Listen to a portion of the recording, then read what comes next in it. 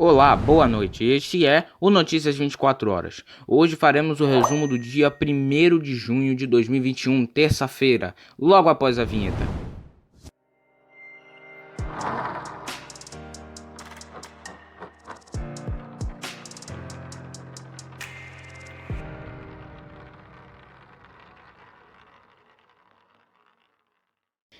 Bem, vamos começar o nosso resumo de notícias de hoje, mas já peço aqui no início do vídeo para você deixar o seu like, deixar a sua inscrição. Também não esquecer de ativar o sininho de notificações para cada vídeo que a gente enviar aqui, você receber, você ter a notificação do seu celular para você acompanhar logo as notícias de hoje e também compartilhar para outras pessoas ficarem muito bem informadas. Bem, vamos começar já com o número da Covid. O Brasil registrou hoje 2.346 mortes por Covid-19 nas últimas 24 horas, totalizando nesta terça-feira, dia 1º, 465.312 óbitos desde o início da pandemia. Com isso, a média móvel de mortes nos últimos 7 dias chegou a 1.870, o quinto aumento seguido. Em comparação à média de 14 dias atrás, a variação foi de menos de 4% e indica tendência de estabilidade nos óbitos decorrentes do vírus. Lembrando que já estamos há 2 semanas com os números em estabilidade.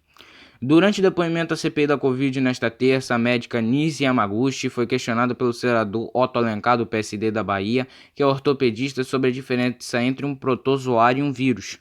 Imunologista e oncologista, Yamaguchi é uma das principais defensoras do tratamento precoce do uso de cloroquina para o combate à Covid. A cloroquina é tradicionalmente usada para o tratamento da malária, doença provocada por um protozoário, e já se comprovou ineficaz para a Covid. A médica foi convidada para falar à comissão parlamentar de inquérito após ter sido apontada como uma das integrantes de um gabinete paralelo da saúde no Palácio do Planalto. Ela nega e se declara colaboradora eventual. Durante a audiência, o senador cobrou exames de pacientes tratados por Yamaguchi com medicamento e apresentação dos resultados. Abre aspas, até porque a senhora deve saber a diferença entre um protozoário e um vírus. A senhora sabe? Qual é a diferença, doutora? Doutora Nise, estou perguntando para a senhora, fecha aspas, questionou o senador Otto Alencar. O Diário Oficial da União publicou nesta terça-feira, em edição extra, a nomeação do ex-ministro da Saúde, Eduardo Pazuello, como secretário de Estudos Estratégicos da Secretaria Especial de Assuntos Estratégicos da Presidência da República. A volta de Pazuello ao governo ocorre 2 meses e meio após sua demissão do cargo de ministro da Saúde. Na sequência, Pazuello, que é general da ativa, voltou ao Exército. A nomeação também ocorre após a abertura de uma apuração pelo Exército da participação de Pazuello em ato político de apoio ao presidente Jair Bolsonaro, o que é vedado por regulamento militar. Ainda continuando sobre assuntos em relação ao presidente, o presidente Jair Bolsonaro confirmou nesta terça-feira, durante solenidade no Ministério da Saúde, que o Brasil será sim a sede da Copa América. Segundo Bolsonaro, os governadores de Distrito Federal, Rio de Janeiro, Mato Grosso do Sul e Goiás, e um quinto que chegou um pouco atrasado, aceitaram receber jogos da competição a partir do próximo dia 13.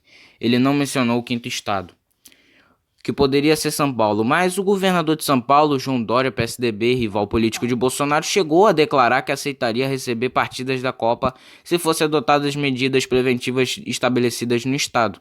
Mas no fim da tarde, Dória disse que, após consulta ao Centro de Contingência do Coronavírus do estado, concluiu que seria uma má sinalização realizar partidas no estado. A prioridade é conter a pandemia, ele disse. Também seria meio contraditório da parte dele, porque após de um tempo ter cancelado os jogos do estadual, do Paulistão, Campeonato Paulista, tentar aceitar um jogo de meios continentais, né? Seria contraditório. O Brasil já aplicou mais de 68,5 milhões de vacinas, somando a primeira e a segunda dose, de acordo com o novo balanço do consórcio de veículos de imprensa, divulgado às 8 horas desta terça. São 68.599.107 vacinas aplicadas no total. A primeira dose foi aplicada em 46.224.872 pessoas, o que corresponde a 21,38% da população do país. Já a segunda dose foi aplicada em 22.374.235 pessoas, o que equivale a 10,57% da população. Números realmente baixíssimos.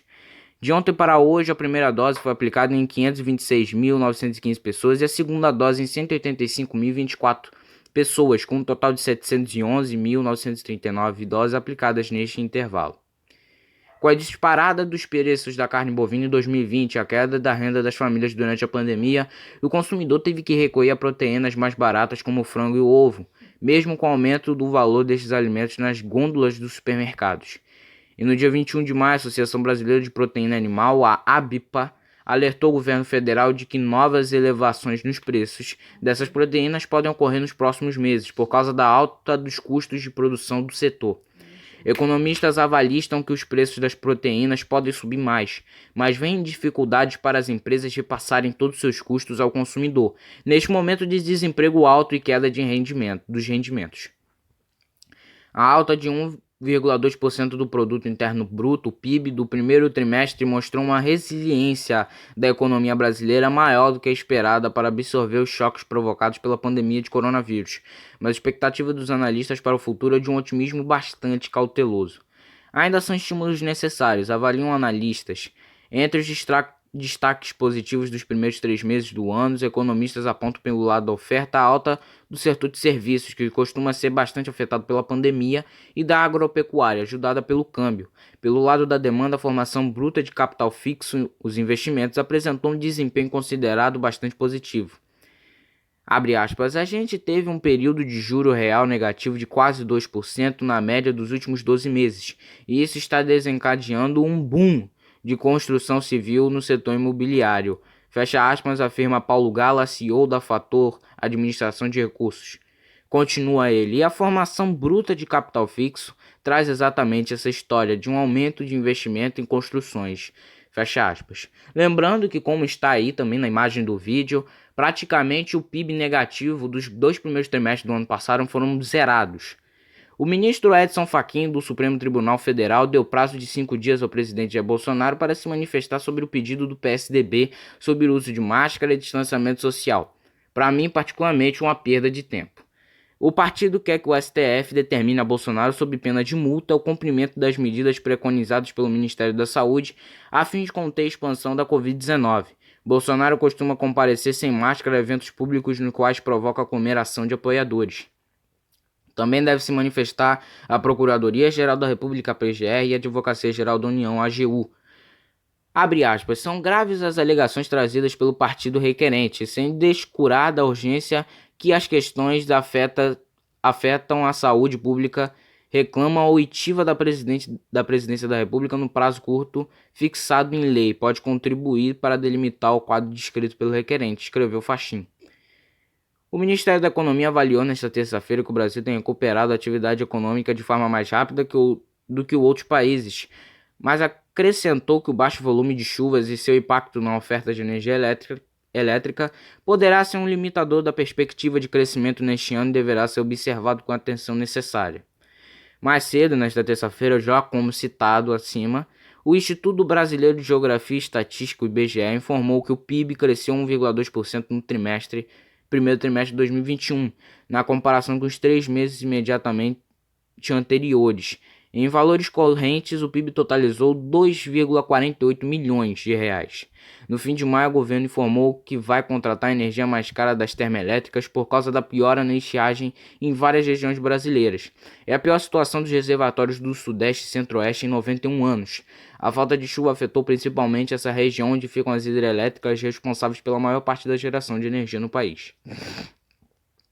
Continuando no assunto de energia, sem luz há 4 dias, moradores de Caçador, no oeste catarinense, fizeram fila durante todo o dia para carregar o celular em empresas com geradores. A prefeitura decretou situação de emergência nesta terça-feira. Até 8h51 da noite não havia previsão de retorno da energia em 78.096 imóveis. Seguiam sem luz na região, 29.612 deles em Caçador. No final desta sexta-feira, uma forte tempestade atingiu a região e derrubou 4 torres de transmissão. Em Campos Novos, cidade a cerca de 95 km de Caçador, foi registrado um tornado. Além de Caçador, os municípios de Videira e Fraiburgo, na mesma região, também decretaram a situação de emergência por causa da falta de luz.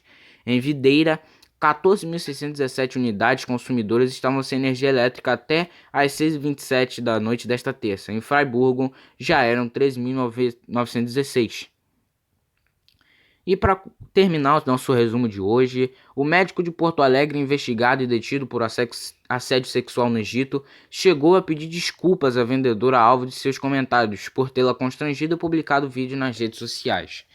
O pedido de desculpas, que também foi filmado e postado, foi feito um dia após o brasileiro questioná-la se gosta do bem duro.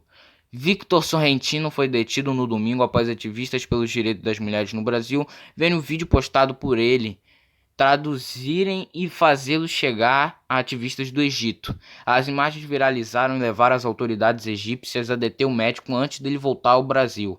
Nesta terça, o Ministério Público do Egito decidiu manter a detenção do médico por mais 4 dias. O primeiro vídeo foi gravado 24 de maio, em bazar onde são vendidos papiros, material parecido com o papel usado no Egito Antigo para escrita, como se fossem pergaminhos. Na ocasião, quando a vendedora mostrou os papiros, o médico perguntou em tom de deboche: "Vocês gostam mesmo é do bem duro, né? E comprido também fica legal, né?" Praticamente uma babaquice, um cara que sem noção, que foi fazer um comentário totalmente ofensivo e de que não é de um bom tom, mesmo sendo qualquer língua, qualquer tipo de nacionalidade.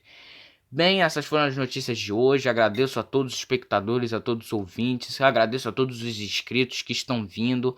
Agradeço a você também, com meu muito obrigado, que está trazendo mais inscritos para o canal, ajudando esse canal a crescer. Peço a ti mais uma vez que compartilhe o vídeo, que deixe seu like, que também se inscreva no canal e não deixe ativar o sininho das notificações para você sempre estar avisado e receber nossos vídeos toda vez que eles são postados. Mais uma vez, meu muito obrigado de coração, de humildade, que aqui a gente faz um trabalho sério para poder informar todos vocês, para não enganar ninguém, não trazer fake news. Tenha uma boa noite e até amanhã.